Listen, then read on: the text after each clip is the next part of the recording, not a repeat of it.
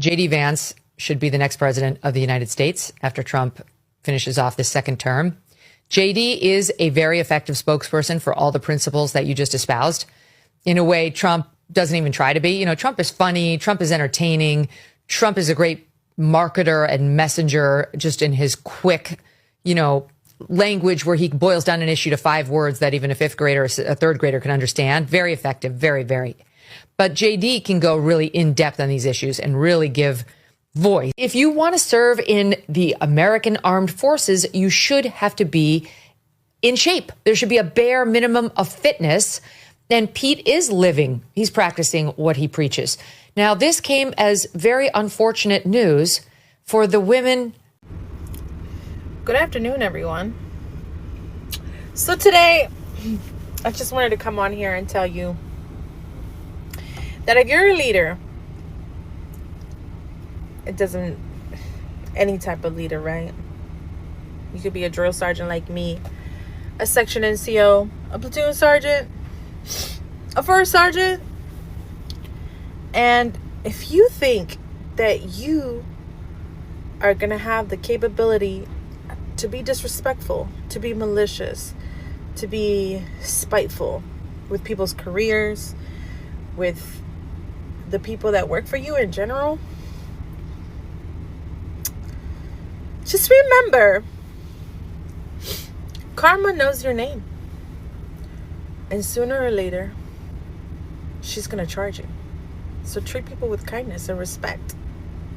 Yes, I don't understand why people would consider this ban. I've seen a lot of comment like, oh, he called up generals to insult them, to fat shame them. That is what liberals are writing on social media. They don't have any problem with people gaining a lot of weight, being in the military. They don't have an issue with that. To me, I saw that to be very important because you need to call out certain things like this for people to adjust, for them to take shape. That is necessary. I don't understand why the meltdowns everywhere on social media.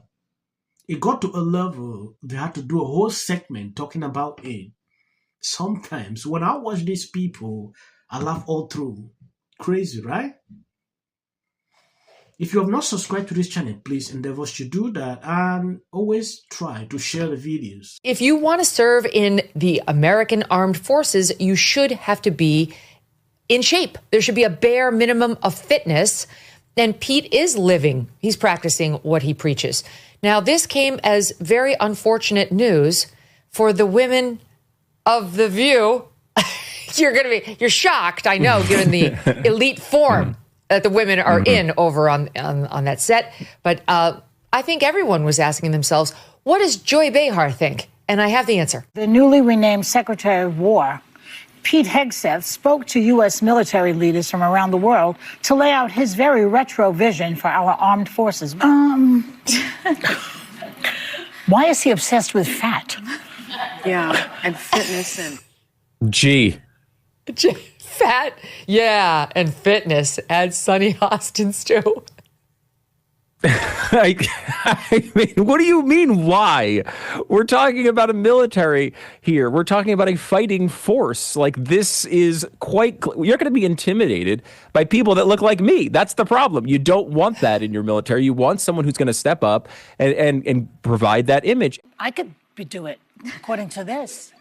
I won't necessarily speak to that, but I'm very lost on the fact that it seems like it's become a Republican Party position out of nowhere that the U.S. military is weak. We're the greatest fighting force in the history of mankind. U.S. troops are deployed in over 100 countries around the world. We are also a deterring force. The idea of American military strength is that you avoid having to get into wars by being as strong as we are. And I know that people think it's weak or it's woke to say that our diversity is our strength, but the thing that's so unique about the United States, we are the most diverse nation on earth, and we have the most diverse military on earth, socioeconomically, racially, religiously. So what's this about? All of these people from different backgrounds come together and fight for the American values. So I don't understand why we have to denigrate the military to try to talk about doing better. And I would also mention, we did have a recruiting crisis, but in 2024 and 2025, the military met recruitment goals, which is huge. Final thing, I did not like that Pete Hegseth, who did serve his country, but chose to denigrate the service of others. He name-checked 3 generals, 2 that I served with. And fat-shaming. Big 2 that I served with, General McKenzie and General Milley. Yes, I see his speech yesterday as a bold and necessary reset for the military. Finally cutting through the woke bureaucracy that is being strangled. Our war fighters, his 10 directive announced alongside President Trump rightly prioritize combat readiness, discipline, and a no-nonsense approach to national security over politically correct nonsense like DEI offices and distractions by renaming the Department of Defense the Department of War and demanding loyalty to a mission first equals. Head is restoring the military core purpose to intimidate, harm, and defeat enemies, not to cut the identity politics, while Libras clutch their purse over the blunt reality. This is exactly the kind of leadership needed to rebuild a strong, unified force ready to confront real enemies, right? I'm actually really befuddled by why he did that. The optics were terrible, meaning all of our top military brass are all in one place, and we spent $6 million to get them there. That didn't make a lot of sense to me. It also didn't make a lot of sense to me that he was saying that he was going to toughen physical standards and review the anti-hazing policy by sort of implementing a hazing policy. And then also he said he was going to return to the highest male standard for combat positions because the troops were fat. Yeah. I don't understand how that was supposed to be an uplifting message for our military. Maybe he's referring to Colonel Sanders. It was really a bizarre thing. He started talking about woke DEI policies. By the way, there are no gender quotas in the military. By the way, he fired more than a dozen military leaders, many of them people of color and women. He fired the chairman of the Joint Chief of Staff, General Charles Brown Jr., who is African-American. Yeah. He fired the first woman to command the Navy, Admiral Alyssa Franchetti. I don't understand the sort of hypocrisy of firing these people, having all these people meet together and then denigrating them. Yes, I don't know why these people will always find fault in anything linking to Trump. I understand that they will always do that.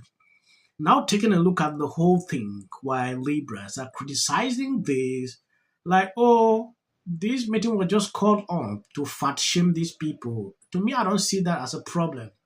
Calling people to action, like you need to be ready at any time, you need to be in shape, that is not something controversial. These are things we usually say indoors. You need just one person to call it out. And when you do that, they will start calling you names. And this is exactly what we are witnessing now. The view grumbling, putting out ridiculous segments like this about this whole thing, I don't understand. But TDS is real. So when I see people talking like this, I have no issue because that has always been how it is. Vice President Maybelline was making the rounds, attempting to defend his boss and the chairman of the FCC with a new fairy tale even a 5-year-old wouldn't believe. Celebrities are rallying to his cause, saying this is a First Amendment assault being carried. My ratings aren't very good. Last time I checked, your ratings are somewhere between a hair in your salad and chlamydia.